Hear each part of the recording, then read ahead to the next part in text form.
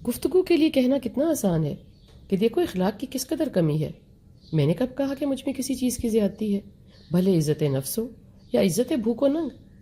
مجھے تو اگر کسی شے کا معلوم ہے تو وہ ہے بندر بانٹ. میری تیری دنیا میں بس بندر بانٹ ہے.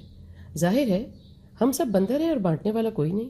شاید نہیں، یقیناً اوپر والے نے ٹھان لی ہے کہ سب کا کیا دھرا، سب کے گناہ، سب کی نافرمانیاں، سب کے کفر شرک کا مجھ سے ہی حساب لینا ہے. اچھا ہے، بلکہ بہت ہی اچھا ہے، مجھے ہی پکڑا جائے. ہر مقام پر یہی ہوتا ہے، کرے کوئی بھرے کوئی. یہی زندگی ہے. میں فی الحال یہاں کی بات ہو رہی ہے. ہاں جی، تو اخلاق قائم رہنا چاہیے آپ کا. بھلے بد اخلاقی کا دریا آپ کے اوپر سے، نیچے سے، ہر جگہ سے گزر جائے. بھلے آپ کے ماں باپ کو، بہن بھائیوں کو، بچوں کو، سب کو بہا کر لے جائے. خیر ہے، خیر ہی ہے. آپ کے پاس پیسے نہیں ہیں اس لیے آپ احتجاج نہیں کر سکتے. ہاں، اگر کوئی عہدہ نہیں ہے تب بھی نہیں کر سکتے. اگر تعلیم نہیں ہے تب بھی نہیں. اس کا مطلب یہ ہے کہ آپ کی زندگی میں حقارت ہوگی، ذلت سہنی پڑے گی.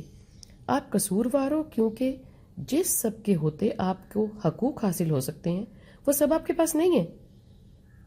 اب آپ ہیں اور ارد گرد ذلت اور ندامت اور حیرانی اور ظاہر ہے کہ پریشانی. مگر یاد رہے اخلاق قائم رہنا چاہیے، مد مقابل کا نہیں، آپ کا.